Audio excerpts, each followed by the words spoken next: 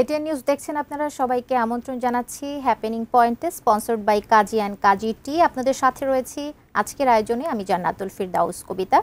আপনারা জানেন যে শিল্পের দিক থেকে কিন্তু বাংলাদেশ এগিয়ে যাচ্ছে অনেক, এবং একটি কথা যেটি বলতে চাই যে পরিকল্পিত শিল্প স্থাপনের লক্ষ্যে বিসিক 1957 সাল থেকে উদ্যোক্তাদেরকে নিয়ে কাজ করছে, এবং 1957 সাল থেকেই বাংলাদেশের সবচেয়ে পুরাতন এবং বিস্তৃত শিল্প উন্নয়ন সংস্থা এটি।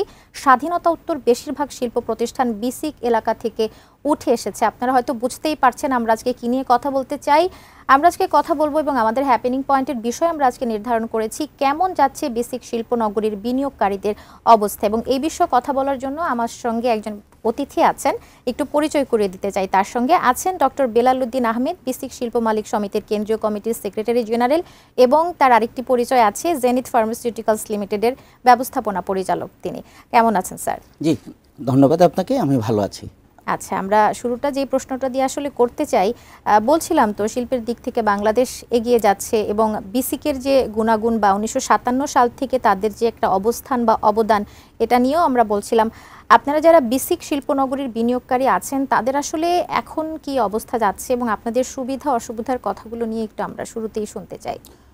আপনাকে আবারও আমি ধন্যবাদ জানাচ্ছি এই জন্যে যে অত্যন্ত গুরুত্বপূর্ণ একটা বিষয় নিয়ে আজকে আমাকে এখানে আমন্ত্রণ জানিয়েছেন।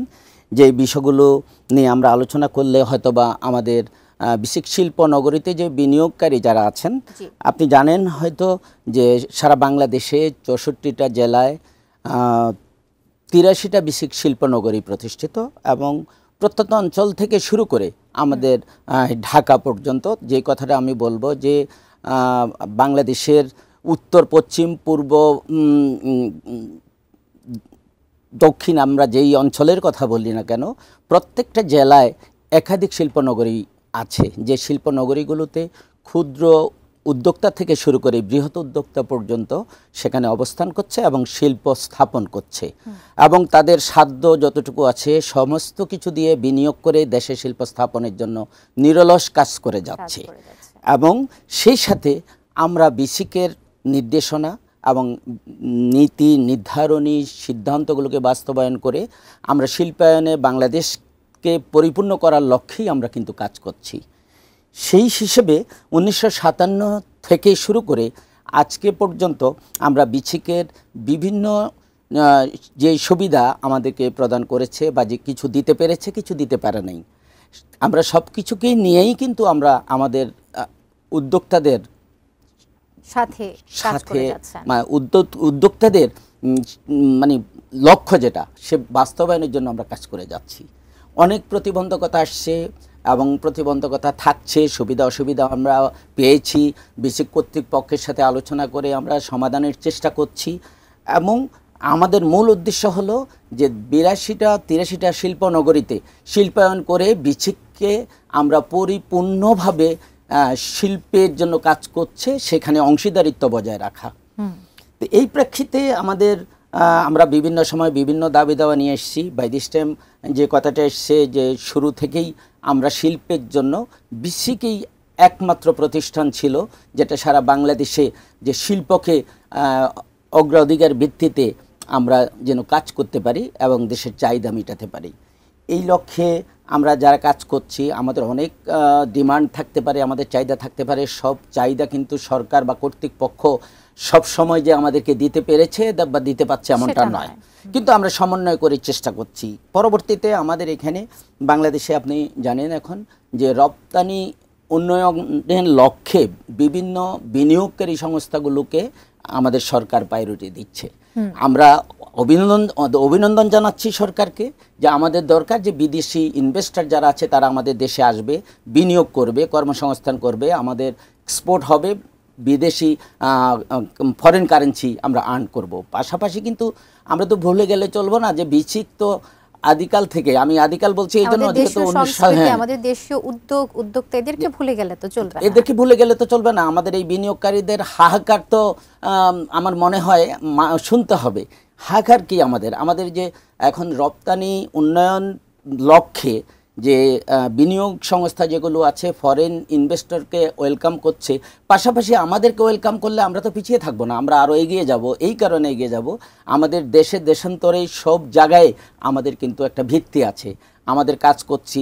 বিসিক উদ্যোক্তা তৈরি করছে, প্রশিক্ষণ করছে এবং ডিমান্ড মিট করার জন্য পরামর্শ দিচ্ছে, আমাদের পরামর্শ নিচ্ছি, আমরা একে অপরের পরিপূরক হিসেবে কাজ করে যাচ্ছি।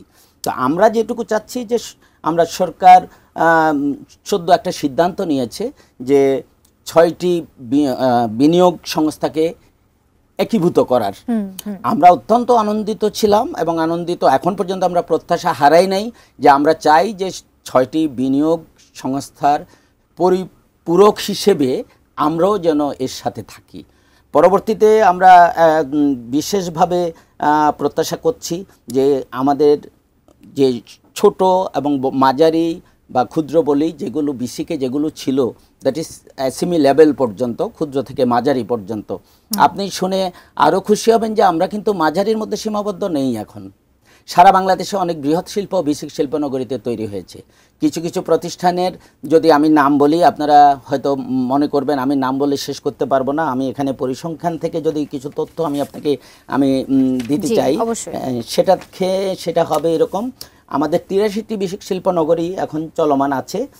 এর মধ্যে আমাদের বরাদ্দকৃত শিল্প প্লটের পরিমাণ, যেটা আমাদের শিল্প প্রতিষ্ঠিত হয়েছে, প্রায় 12,000 এবং আমাদের শিল্পনগরীতে কর্মসংস্থান হয়েছে 10,000-এরও অধিক লোকজন, ডিরেক্টলি, ইনডাইরেক্টলি আরও অনেক আছে, লক্ষ লক্ষ লোক কাজ করছে। পাশাপাশি শিল্পনগরীতে আমরা যে শিল্প স্থাপন করেছি সেখান থেকে আমরা সরকারকে 4,000 কোটি টাকার অধিক আমরা কিন্তু ভ্যাট ট্যাক্স পরিশোধ করছি। আপনারা তো অর্থনৈতিক প্রবৃদ্ধিতে অনেক বেশি আপনাদের অর্জন কিংবা সেটা দেখাতে পারছে, সেক্ষেত্রে তাহলে বিদেশি ইনভেস্টরদের সাথে দেশীয় যারা ইনভেস্টর আছেন তাদেরকে আসলে না রাখার বা বাদ দেওয়ার যে ব্যাপারটা, এগুলো আসলে কেন আসছে বলে আপনি মনে করেন? এটা আমি মনে করি হয়তো আমরা এই পর্যন্ত আমাদের স্টেক হোল্ডার যারা আছি আমরা বিসিকে, আমাদের সাথে হয়তো কোনো আলোচনা সুযোগ হয়নি।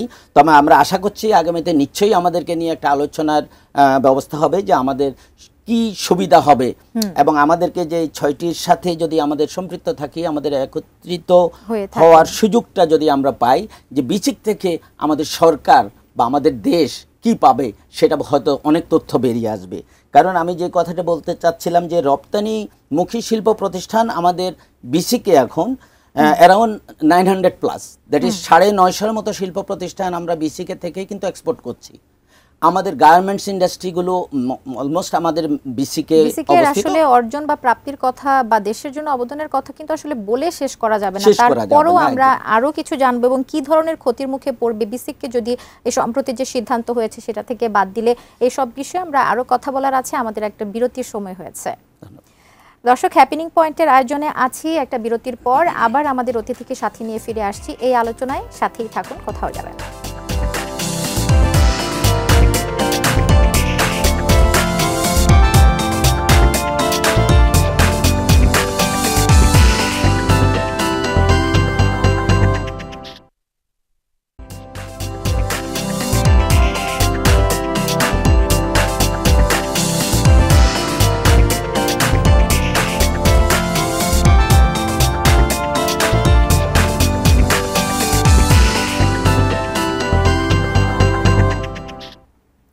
ফিরে এসে সবাইকে আবারও আমন্ত্রণ জানাচ্ছি হ্যাপেনিং পয়েন্টের আয়োজনে, স্পন্সর্ড বাই কাজী অ্যান্ড কাজী টি। আপনাদের সাথে রয়েছি আমি জান্নাতুল ফিরদাউস কবিতা এবং আমরা আজকে হ্যাপেনিং পয়েন্টে কথা বলছিলাম কেমন যাচ্ছে বিসিক শিল্পনগরীর বিনিয়োগকারীদের অবস্থা। কথা বলছিলাম ডক্টর বেলাল উদ্দিন আহমেদের সাথে, যিনি বিসিক শিল্প মালিক সমিতির কেন্দ্রীয় কমিটির সেক্রেটারি জেনারেল।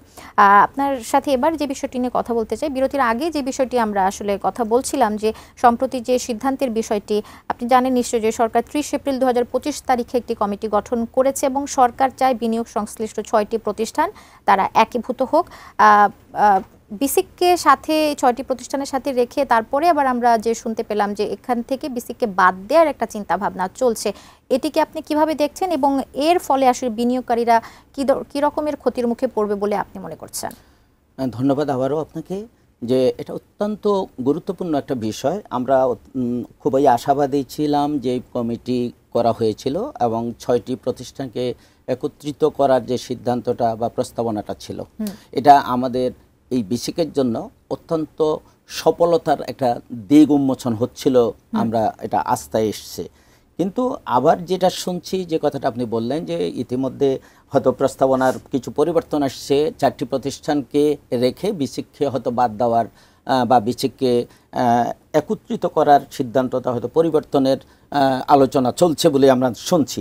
তো আমরা মনে করি যে বিসিককে যদি এই একত্রিত করার যে সিদ্ধান্তটা হয়েছে, একীভূত করার যে কথাটা চলছে, এর থেকে যদি বাদ দেওয়া হয়, তো আমি মনে করি বাংলাদেশে বিসিক শিল্প নগরীতে, সমগ্র বাংলাদেশে আমি আগেই যেই তথ্যটা দিয়েছিলাম, 83টা শিল্প নগরীতে প্রায় 12,000 শিল্প প্রতিষ্ঠান, যেটা ছোট বড় মিলে প্রত্যক্ষভাবে যারা কাজ করছে, এদেরকে বঞ্চিত করা হবে এবং শিল্পায়নের উদ্যোগটা হারাবে, এবং উদ্যোক্তা যারা আছে, যারা বিনিয়োগ করছে, তারা নিশ্চয়ই বিমুখ হয়ে যাবে। এই জন্যে, যেহেতু আমরা কিছু তথ্য আগে দিয়েছি যে বিসিক শিল্পনগরী থেকে যে বিশাল আমরা রেভিনিউ দিচ্ছি, কর্মসংস্থান করছি এবং বিনিয়োগ করছি, সেই মনোবলটা আর থাকবে না এবং উদ্যোগটা আর থাকবে না। উদ্যোক্তাদের যদি এনার্জিটা যদি লস হয়ে যায়, তাদের ইমপ্রেশনটা যদি ব্যাহত হয়, তাদের লক্ষ্যস্থলে যদি পৌঁছতে না পারে, তাহলে সারা বাংলাদেশে আমি বলবো যে এখানে শুধু বিশেষ অঞ্চল নয়, সারা দেশ নিয়ে কিন্তু বিসিক শিল্প প্রতিষ্ঠিত হয়েছে, শিল্পনগরী প্রতিষ্ঠিত হয়েছে। আমার মনে হয় দেশের উন্নয়নের জন্য যে আমাদের দাবি, আমাদের অংশীদারিত্ব এবং আমরা যে আগামী দিনের স্বপ্ন দেখছি, সেটা ব্যাহত হবে, এবং শিল্প আমাদের দেশকে উন্নয়নের চাবিকাঠি নিঃসন্দেহে। সেই শিল্প যদি, আমি মনে করি বিসিক শিল্প নগরীকে বা বিসিক শিল্প সংস্থা, যেটা এই কর্পোরেশনটা, এটা একটা বৃহৎ কর্পোরেশন, এটাতে কোনোভাবেই বাদ দেওয়া যাবে না। এবং যদি বাদ দেওয়া হয়, আমরা যারা স্টেক হোল্ডার বিসিক শিল্পনগরীতে আছি, নিশ্চয়ই আমাদের উপরে অবিচার করা হবে। আর আমাদের মনে করব আমরা এটাকে, যে আমাদের যে সুবিধা ছিল, তার পাওয়ার প্রত্যাশা ছিল, তার থেকে বঞ্চিত করা হবে। এখানে একটা বিষয় আমি আপনাকে একটু তথ্য দিতে চাই। সেই তথ্যটা এইরকম যে আমরা বিসিকে যেই সুবিধাটা এখন পেয়ে আমাদের শিল্পগুলোকে আমরা বাঁচিয়ে রেখেছি, সেটা নিঃসন্দেহে উদ্যোক্তাদের দৃঢ়তার কারণেই কিন্তু আমরা এখনো শিল্প উদ্যোক্তারা বেঁচে আছি। কিন্তু আমাদের এখানে যেগুলো রপ্তানি উন্নয়ন অঞ্চলে যেগুলা ভেজা এবং বেজা যেগুলো আছে, বা বিডা, অন্যান্য যে সংস্থাগুলো আছে, বিটপা, যে দ্যাট ইজ বিশেষভাবে এখানে ফরেন ইনভেস্টরেরা আসছে, সুযোগ সুবিধা পাচ্ছে। কিন্তু আমরা বিসিকে যে শিল্প করে আসছি 1957 থেকে, আমাদেরও তো এরকম কিছু ডিমান্ড থাকতে পারে। আমরা তো এক্সপোর্ট করছি, আমরা তো গভর্নমেন্টকে কিন্তু আমরা রেভিনিউ দিচ্ছি। তাহলে আমরা কোনো সুবিধা বা আমাদের একটা লাইসেন্স করার জন্য আমাদের যেভাবে দৌড়াতে হচ্ছে সারা দেশে, সেই শেরপুর থেকে এসে ঢাকায়, সেই দিনাজপুর থেকে এসে ঢাকায়, কক্সবাজার থেকে এসে ঢাকায় আমরা বিভিন্ন সংস্থার কাছে ধর্ণা দিচ্ছি, ঘুরে বেড়াচ্ছি, কিন্তু 1 মাসের জায়গায় 1 বছরেও কিন্তু আমরা সেই পারমিশনটা আমরা পাচ্ছি না। ট্রেড লাইসেন্সের জন্য আমরা ঘুরে বেড়াচ্ছি, কিন্তু পরিবেশের ছাড়পত্রের জন্য আমরা ঘুরে বেড়াচ্ছি। তো আমার কথা হলো যে এই প্রতিষ্ঠানগুলো, এই সংস্থাগুলো যদি ওয়ান স্টপ সার্ভিসটা যদি এনশিওর করতে পারে উদ্যোক্তাদের জন্য, কেন আমরা বিসিকে যে উদ্যোক্তা যারা আছি, আমরা এই সুবিধাটুকু আমরা পাবো না? আমরা সেই প্রত্যাশা চাই এবং আমরা সেই প্রত্যাশা করছি। আমাদের মনে হয়, যদি আমি এটুকু বিশ্বাস করছি, জোরালোভাবে বলছি, যদি আমাদেরকে এই 6টি প্রতিষ্ঠানের সাথে বা 4টি প্রতিষ্ঠানের সাথে আমাদেরকেও যদি সম্পৃক্ত রাখা হয়, তাইলে আমাদের শিল্পায়নের গতি আমার মনে হয় দ্বিগুণের চাইতে বেশি হয়ে যাবে, বেশি হবে। কারণ অযথা আমাদের সময় নষ্ট করতে হবে না, বিভিন্ন দৌরাত্মের শিকার হতে হবে না, এবং শিল্প উদ্যোক্তা যারা আছে তারা স্বাচ্ছন্দ্যে তাদের শিল্প স্থাপনের জন্য আরো আগ্রহী হবে এবং নতুন নতুন উদ্যোক্তা তৈরি হবে। আচ্ছা, একটু এবার যে বিষয়টা একটু কথা বলতে চাই, দেশের বিনিয়োগের একটা বড় স্টেক হোল্ডার কিন্তু বিসিক শিল্প মালিকগণ। এই যে একীভূতকরণ প্রক্রিয়া বা এই যে বিষয়টাকে, এখানে আসলে বিসিককে বাদ দেয়া কিংবা একীভূত করার এই বিষয়টা নিয়ে আপনাদের সাথে কি কমিটি যোগাযোগ করেছিল, বা আপনারা কি কোনোভাবে যোগাযোগ করেছিলেন? আমাদের সাথে কোনো যোগাযোগ করে নাই আমাদের স্টেক হোল্ডার যারা আছে, বা আমাদের অ্যাসোসিয়েশন, বা আমরা উদ্যোক্তা যারা আছি বিসিক শিল্পনগরীতে। তবে আমাদের পক্ষ থেকে আমরা দাবি জানিয়ে আসছি, আমরা চাচ্ছি যে আমাদের সাথে আলোচনা যদি করার সুযোগ করে দেন, বা আমরা আলোচনা করতে চাই, আমাদের সুবিধা অসুবিধাগুলো আমরা জানাতে চাই, এবং আমাদের উদ্যোক্তাদের কি দাবি এবং উদ্যোক্তাদের আমাদের কি লক্ষ্য, সেটুকু আমার মনে হয় কর্তৃপক্ষ যদি আমাদের কাছ থেকে জানার চেষ্টা করে, আমার মনে হয় এতে খুবই সহজ হয়ে যাবে বিষয়টি এবং পরিষ্কার হবে। আচ্ছা, আমরা তো অনেক কথাই বললাম, বিসিক নিয়ে আমরা অনেক কিছুই জানলাম, আমাদের আসলে সময়ও একদম শেষের দিকে। সবশেষ যে প্রশ্নটা একটু আপনার কাছ থেকে জানতে চাইবো যে কর্মসংস্থান সহ আর্থসামাজিক উন্নয়নে বিসিকের ভূমিকা এই দেশের জন্য যতটুকু বলা সম্ভব একদম অল্প কথায় আমরা একটু সবশেষ আপনার কাছ থেকে জানতে চাই। আমি আপনাকে যদি বিসিকের উদ্যোক্তাদের কথা বলি, আমরা একেবারে প্রান্তিক অঞ্চল থেকে, গ্রামগঞ্জ থেকে শুরু করি, ক্ষুদ্র মানে কুটির শিল্প এবং ক্ষুদ্র শিল্প, মাঝারি শিল্প নিয়ে আমরা কাজ করছি। যদিও মাঝারি শিল্পের কথা আমরা বলছি, আমি মাঝারি শিল্পের ব্যাখ্যা দেওয়ার আগে আমি ক্ষুদ্র কুটির শিল্পের কথা বলতে চাচ্ছি, যারা কোনো কর্ম করতে পারে না, কিন্তু তাদেরকে আমরা উদ্যোক্তা হিসাবে কিন্তু বিসিকের মাধ্যমে আমরা আজকে এনেছি। ঘরে বসে কাজ করছে, গ্রামে বসে কাজ করছে, যার যার এলাকার থেকে কিন্তু কাজ করার সুযোগটা পাচ্ছে। এই অবদানটুকু কিন্তু বিসিকের উদ্যোক্তা তৈরি করছে। সেই শুধু ছোট উদ্যোক্তা মাঝারি উদ্যোক্তাতে পরিণত হচ্ছে, এবং মাঝারি উদ্যোক্তারা কিন্তু মাঝারি শিল্প প্রতিষ্ঠানে সীমাবদ্ধ নয়, এখন বড় বড় বৃহৎ শিল্প করছে। তাহলে নিঃসন্দেহে বিসিকের ভূমিকা এবং আমরা যারা এই বিসিকের সাথে সম্পৃক্ত কর্মকর্তা যারা আছেন, তাদের যে কন্ট্রিবিউশন এবং তারা যে শিল্পায়নের জন্য, দেশকে শিল্পায়নে পরিপূর্ণ করার জন্য কাজ করছেন, আমরা নিঃসন্দেহে আমরা তাদেরও স্বাগত জানাই। তারা যদি এটুকু না করতেন, আজকে এত উদ্যোক্তা তৈরি হতো না। তো আমি মনে করি এটাকে যদি আমরা আরও পরিপুষ্টিত করতে পারি, এই বিসিকের যে চাহিদা, উদ্যোক্তাদের, স্টেক হোল্ডারদের যে চাহিদা, এটা যদি আমরা পূর্ণ করতে পারি, আমরা যদি সহজীকরণ করতে পারি, শিল্পায়নের জন্য যদি আমাদের উদ্যোক্তাদের যেই প্রতিবন্ধকতা যেগুলো আছে, অসুবিধা যেগুলো আছে, সেগুলো যদি আমরা দূর করতে পারি, নিঃসন্দেহে বাংলাদেশ শিল্পায়নে পরিপূর্ণ হবে। এবং এখানে আমার আরেকটা কথা বলা আমি আবারও প্রয়োজন মনে করছি, যে আমরা বিসিকে যে সুবিধা পেয়ে উদ্যোক্তারা আমরা শিল্প স্থাপন করে চলমান রেখেছি, কিন্তু আমাদের চাহিদা যেটা হলো, আমরাও এক্সপোর্ট করছি, কর্মসংস্থান করছি, সরকারের কোষাগারে আমরা কিন্তু রেভিনিউ আমরা দিচ্ছি, বাট যেই দেশীয় লোকজনগুলোকে দিয়ে আমরা দেশের মানুষকে যে কর্মসংস্থান করে আমরা বেকারত্বকে আমরা কিছুটা গুছিয়েছি এবং চেষ্টা করছি, এটা কিন্তু আমাদের দেশে অনেক বড় অবদান আমি মনে করছি।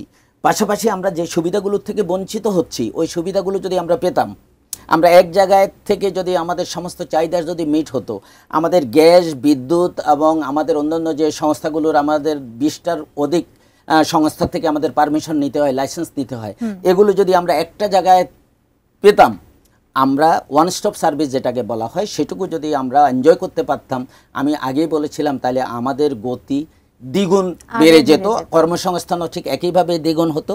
আমরা এক্সপোর্টে এবং ফরেন ইনভেস্টরদেরকেও আমাদের বিসিকে আমরা কিন্তু অ্যাকোমোডেট করতে পারতাম। তাইলে আমরা কোনোভাবেই পিছিয়ে নাই, মনোবল পিছিয়ে নাই, এবং আমাদের উদ্যোক্তা যারা আছে তারা প্রত্যাশা করছে অনতিবিলম্বে আমাদের এই বিষয়টা নিয়ে, আমাদের সরকার এবং প্ল্যানিংয়ে যারা কাজ করছেন এই শিল্প নিয়ে, ওনারা আমাদেরকে আমন্ত্রণ জানাবেন, আমাদের কথা শুনবেন, এবং আমাদের বিসিককে অগ্রাধিকার ভিত্তিতে একত্রিত করার যে পরিকল্পনা প্রয়াস, সেখানে সম্পৃক্ত রাখবেন। অবশ্যই আমরাও সেটা আশা করব। আপনাকে অনেক ধন্যবাদ আমাদের সঙ্গে আপনি যুক্ত হয়েছেন। আপনাকে এবং যারা শ্রোতা শুনেছেন সকলকে আমার পক্ষ থেকে ধন্যবাদ জানাচ্ছি, এবং আমাদের গুরুত্বপূর্ণ বিষয়টি আপনারা শোনার জন্যে আমি সবার কাছে কৃতজ্ঞতা থাকছি। ধন্যবাদ আপনাকে। আপনারা শুনছিলেন, আমরা আলোচনা করছিলাম কেমন যাচ্ছে বিসিক শিল্প নগরীর বিনিয়োগকারীদের অবস্থা, এবং যেটি আমাদের অতিথির মাধ্যমে আমরা সবশেষ বলতেই পারি যে সমস্যাগুলো আছে, সেই সমস্যাগুলো সমাধান হলে এবং যে সুযোগ সুবিধাগুলো তারা পাচ্ছেন সেগুলো যদি চলমান থাকে, তাহলে কিন্তু বিসিক শিল্প আরও অনেক দূর এগিয়ে যাবে, অর্থনৈতিক প্রবৃদ্ধিতে তারা আরও বেশি সক্ষমতা এবং অর্জন রাখতে পারবে। আজকের মতো আমরা হ্যাপেনিং পয়েন্টের আয়োজন এখানেই শেষ করছি। ভালো থাকবেন, সুস্থ থাকবেন, এটিএন নিউজের সঙ্গেই থাকবেন।